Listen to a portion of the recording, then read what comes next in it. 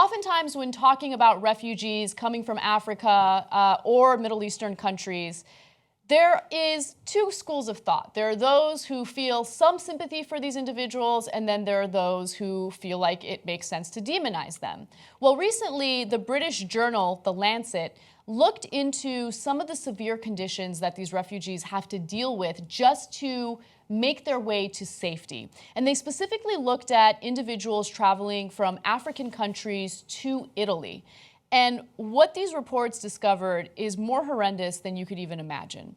So according to the Lancet, a number of male migrants from Africa were suffering from severe hydrocarbon pneumonia after being forced to drink diesel for their furtive voyage to Italy from Libya.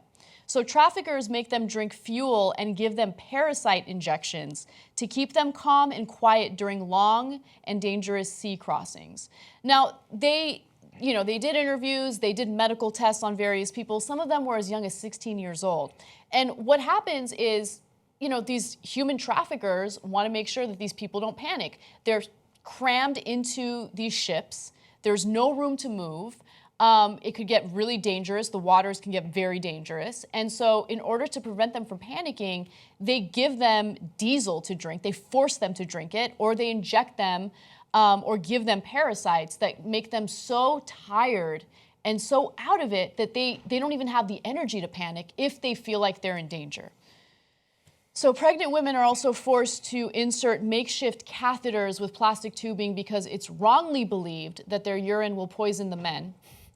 As there are no bathroom facilities or even room to move on most vessels, bathroom needs have to happen on the spot. So look, the reason why I thought this was an important story to cover was because it goes back to what I keep mentioning on the show, like understanding the unique experiences of other people, having empathy for them, and not allowing one group or another to run with this narrative of them being these dangerous people, these people who are going to harm us in the United States. In this case, they're traveling to Europe, they're traveling to Italy, right? And they're not putting themselves through this hell because they're hoping to go to a European country and murder people. They're doing this because people are getting murdered in their own countries and they're worried about their families. They're worried about their own livelihood. I don't know. I want people to understand their experiences more than anything. The odd thing is when I was reading the story, my first gut reaction was just horror. Like, oh my God, I can't believe these people are going through it. And then in a weird way, I felt like, it's not as bad as I thought it would be. And here's what I mean by that. Mm-hmm. I thought for certain that the traffickers were going to do something gratuitously violent or vile. They do. But a lot of this is utilitarian. It's to maintain calm and order so the boats don't tip, that kind of stuff. So it's a low bar. Okay, it's a really low bar. But I'm surprised that it wasn't worse. Well, it is worse. So let me give you some more details. Oh, actually, you're right. It does get really worse. Very bad. I forgot about that part. Yeah. So, as a lot of you know, there's a black market for organs. A lot of people don't want to be on an organ waiting list because it could take years to get the organ that you need to survive. And so they turn to the black market in order to get these organs.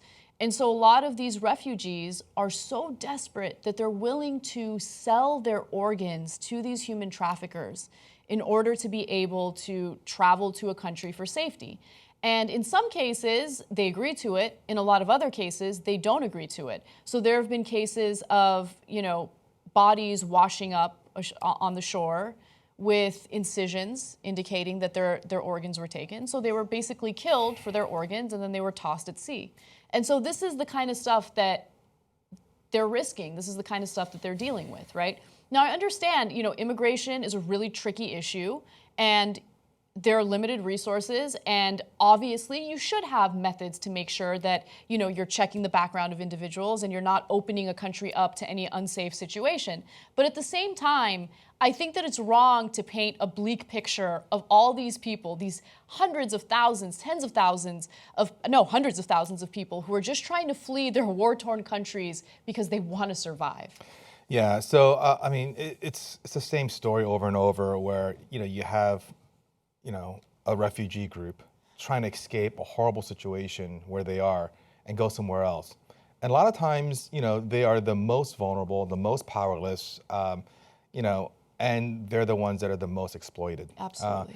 I mean, when you read the details of what happens in human sex trafficking, especially to little girls and little boys, it is so disturbing and gut-wrenching. You can't believe humans can do this to one another.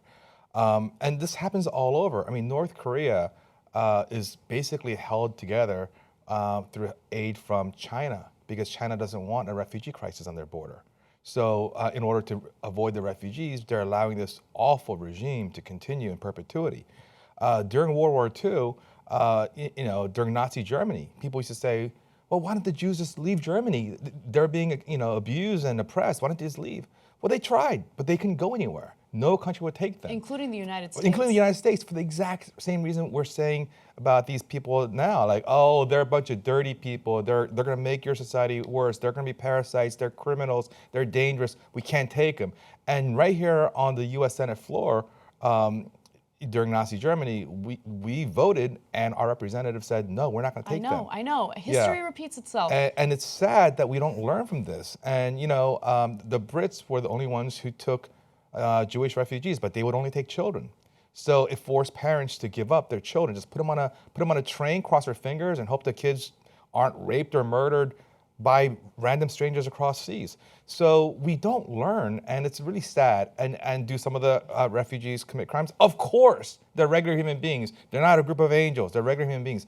They need help though. And look, I am also sympathetic to a country that says we have too many refugees. Of course, right? I understand that. So there has to be some sort of international or at least a regional solution to the problem, and working together to alleviate the situation.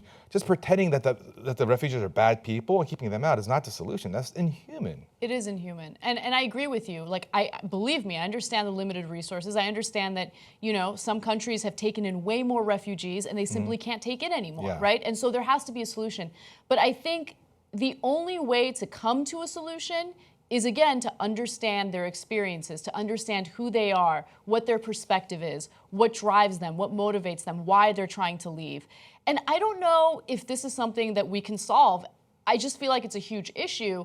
It's this inability to see people who are different from us as humans, right? Like, why is it that a story like this almost brings someone like me to tears, but there's a huge chunk of the U.S. population that looks at this and thinks they're terrorists. We can't accept them in a country. Like, why? Where does that come from? I don't know. I mean, now I'm playing pop psychologist, but I'm sure some of them are just bad people who think, screw them. They're not me. They don't look like me, so I don't care about them.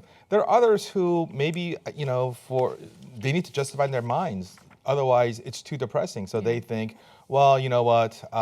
Nothing can be done. They take a very fatalistic approach to it, and they justify in their minds like, well, they're bad people anyway.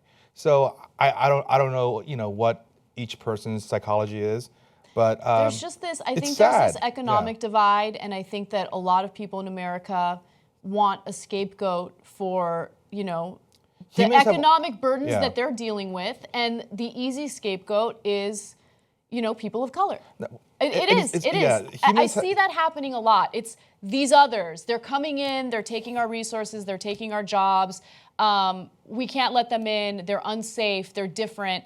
And we need to address what our real economic concerns are. I think that's a huge part of it as well. I mean, we've always foolishly blamed people lower on the economic scale than us, right? For all their problems, for all of our problems. Oh, they're welfare cheats. They're taking my jobs. We always blame the most powerless, and that's a silly thing that we've done. And oftentimes, because the ones above us exploit those divides. But it's on us to understand and realize what the real problems are. And sometimes there aren't any good solutions. So it's tough, and you have to have a hard conversation about what you can and cannot do. But what you shouldn't do is categorically demonize a group of people and just say, I'm okay with thousands of them dying in horrific ways and not providing any hope for an entire group of people. JR, did you have fear? It's honestly, you start with that. The fear we have for anyone else, it allows that to grow to hate or then dismissal, disregard for life because, well, it's either them or me. I'm afraid of them, so if they die, that's better than me dying. There's the way the campaign was run. I think Trump at one point was saying that, I'm the president. Republicans and Democrats have all said it. I'm the president of Americans. I'm here to protect Americans, which means as long as I protect Americans, which you're not doing, then everyone else, F them, they can die. And we're cool with that. We're like, but because America is here, everyone else is just kind of a little bit of subhuman things, which we've done in America too with different groups of people. Absolutely. They're subhuman. Literally, systematically, we're deemed subhuman so their lives are dispensable. And then our they're conscience still treated is like clear. they're subhuman, right? With what's happening with DAPL and all Yeah. that. So it's just an ongoing trend. I don't know if there is a solution for it, but here's the problem. So let's see what happens.